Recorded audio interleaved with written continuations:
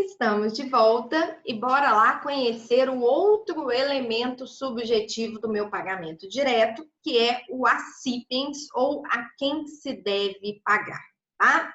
Gente, o acipens está disciplinado lá do 308 ao 312 do Código Civil e, como regra geral, o acipens será o credor, tá? Mas o pagamento também pode ser feito ao seu representante, que tem poderes para receber esse pagamento, sob pena de só valer ali nos moldes do 308. O que o 308 determina, gente? O pagamento deve ser feito ao credor ou a quem de direito o represente. Então, o 308, ele me determina quem é o acipens, quem é aquele a quem se deve pagar. Primeira hipótese é o credor, que é a regra geral, ou quem o representa, ou a quem de direito ou representa, sob pena de só valer depois de por ele ratificado, ou tanto quanto reverter no seu proveito. Gente, o que é essa hipótese finalzinha do 308? Ela me fala que qualquer pagamento que não for feito ao credor, ou não for feito a quem o represente, só vai ter validade se for ratificado pelo credor, ou seja, se o credor determinar, recebi o pagamento sim, tá tudo certo, ou então, se não ratificado pelo credor, o devedor conseguir comprovar que o credor recebeu o pagamento, ou seja, que aquele valor reverteu em seu benefício, tá? Então, finalzinho do 308, o pagamento deve ser feito ao credor ou a quem de direito o represente. Ou seja, deve ser feito ao acipens, ao credor ou ao seu representante. Se não for pago a uma dessas duas pessoas, o pagamento só terá validade se for ratificado pelo credor. O que é ratificado, gente? O credor confirma que recebeu aquele pagamento, que está tudo certo, ou, se não ratificado pelo credor, conseguir se comprovar que o pagamento reverteu em seu proveito. Então, conseguir comprovar que ele sim recebeu aquele pagamento e até aproveitou daquele valor pago, tá? O pagamento, gente, também poderá ser feito aos sucessores do credor, como no caso dos herdeiros, ok? Continuando, gente, o artigo 309, ele me apresenta o credor putativo, tá? Credor putativo, gente, é aquele que aparentemente tem poderes para receber. Eu brinco que o credor putativo é aquele que parece, mas não é. É realmente um filho da putativo, beleza? Por quê, gente? Porque ele se reverte de todas as características do credor ou do representante do credor, levando o devedor a crer que trata-se do credor ou de seu representante, tá? Gente, o pagamento que é feito ao credor putativo de boa fé, tá? Sem que o devedor tenha ciência de que ele está pagando a uma pessoa que apenas aparenta ser o que na verdade não é, é válido, tá?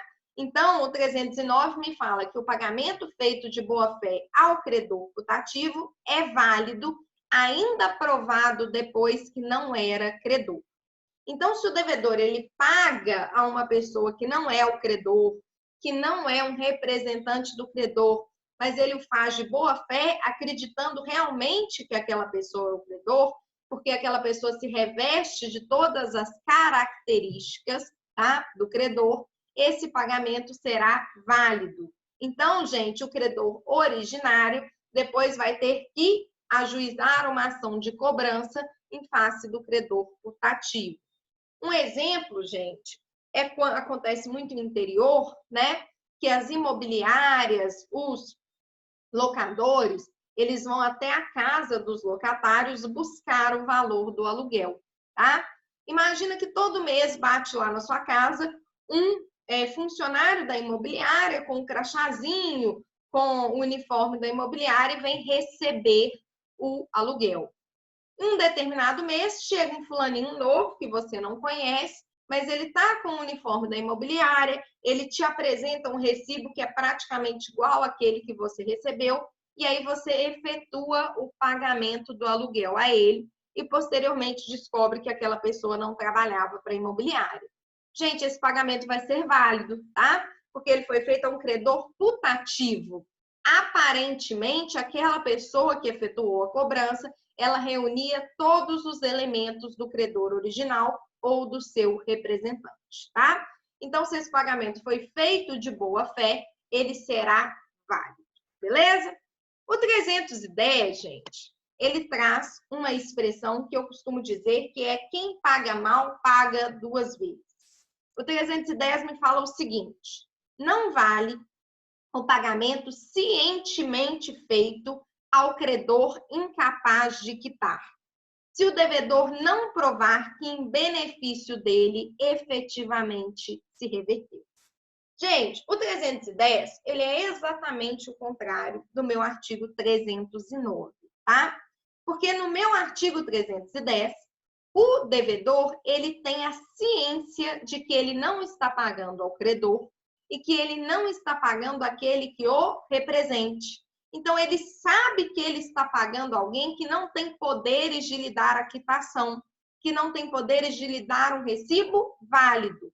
E ele faz isso cientemente. Então, ele tem a consciência de que ele está pagando a uma pessoa que é incapaz de quitar. Ao contrário do 309. No 309, o devedor acredita estar efetuando o pagamento da dívida ao credor ou ao seu representante, tá?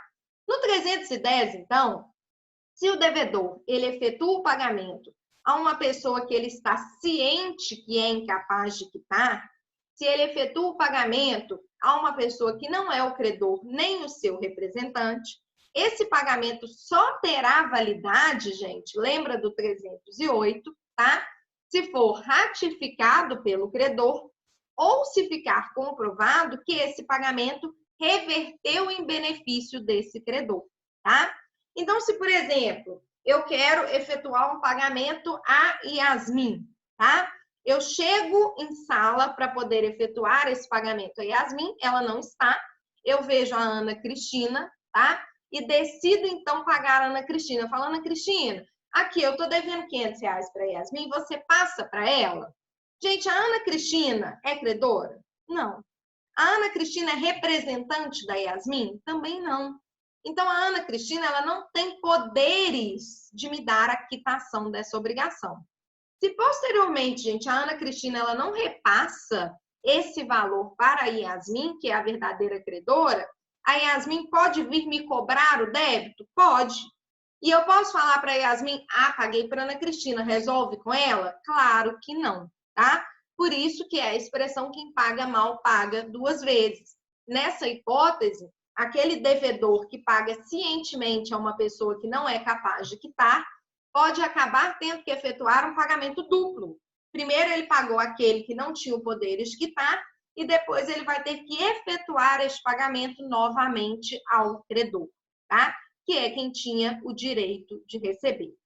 Claro que, né, esse devedor que paga mal e teve que acabar pagando duas vezes, posteriormente ele pode ajuizar uma ação de cobrança em face de quem, aqui no nosso exemplo, da Ana Cristina, que embolsou o dinheiro e não repassou para quem devia, tá?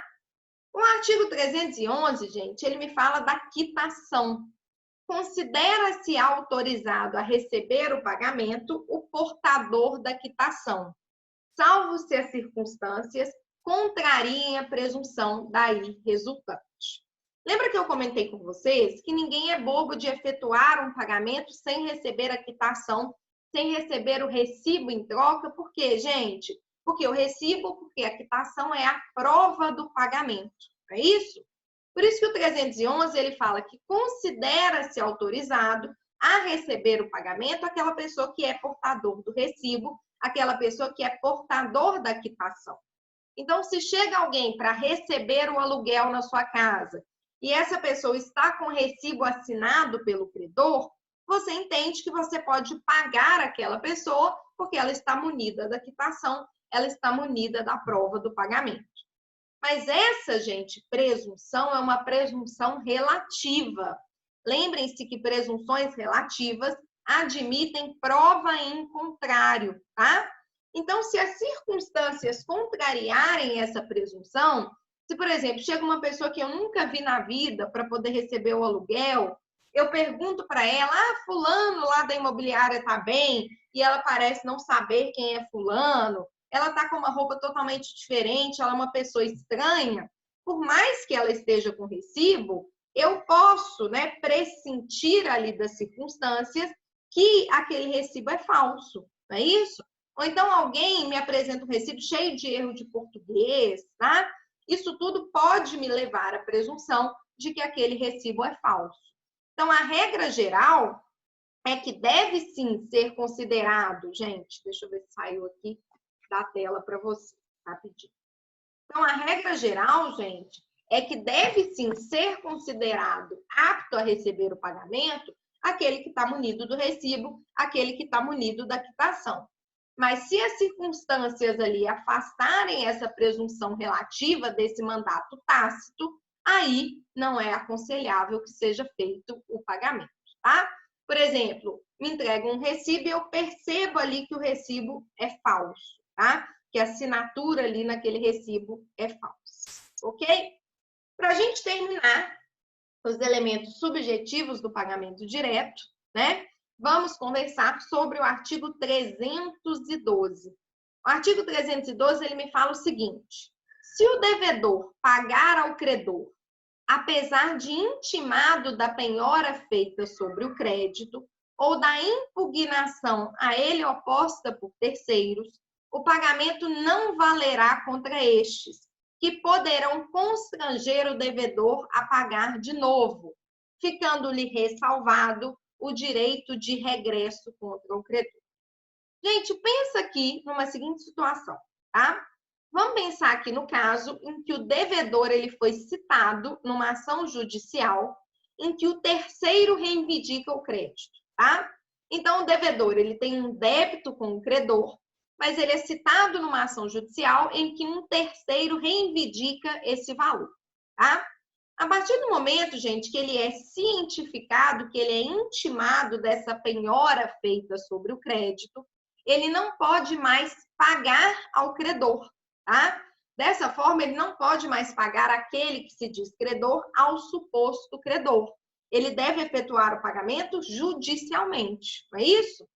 Se mesmo ciente dessa penhora do crédito, se mesmo após intimado dessa penhora do crédito ou da impugnação desse crédito feita por terceiro, o devedor vai lá e paga ao credor, é bem possível que ele seja compelido, que ele seja obrigado, tá, a pagar a esse terceiro novamente. Então, aqui, gente, também é uma hipótese de quem paga mal, paga duas vezes. Você foi intimado, você foi cientificado da penhora sobre o crédito, tá? Ou então, gente, dessa impugnação oposta por terceiro sobre este crédito. A partir do momento que você é intimado dessa situação, você não deveria mais efetuar o pagamento ao credor. Você deveria efetuar o pagamento em juízo.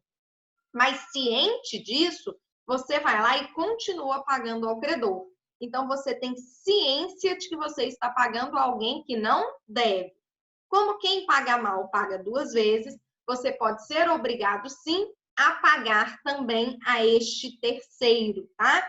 Se ficar comprovado que esse terceiro é o verdadeiro legitimado a receber. Claro que você não sai num prejuízo eterno, porque o finalzinho do 312, ele fala que fica ressalvado o direito de regresso contra o credor.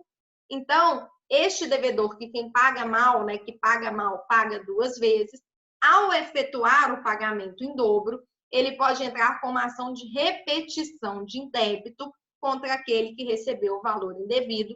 Nesse caso, vai ser contra o credor. Ok, amores? Com isso, então, a gente termina os elementos subjetivos do meu pagamento direto, tá?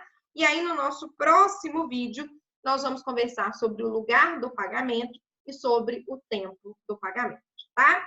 Gente, como eu já disse para vocês, nós não conversamos sobre o objeto e sobre a prova do pagamento, que estão dispostos lá no 313 ao 326 do Código Civil. Isso porque são 3 artigos muito simples, tá? São 3 artigos que basta a leitura. Aí eu acabo passando essa leitura para vocês, como dever de casa, a leitura do 313 ao 326 do Código Civil, tá? Então, até o próximo bloco, quando nós vamos conversar sobre tempo e sobre lugar do pagamento direto.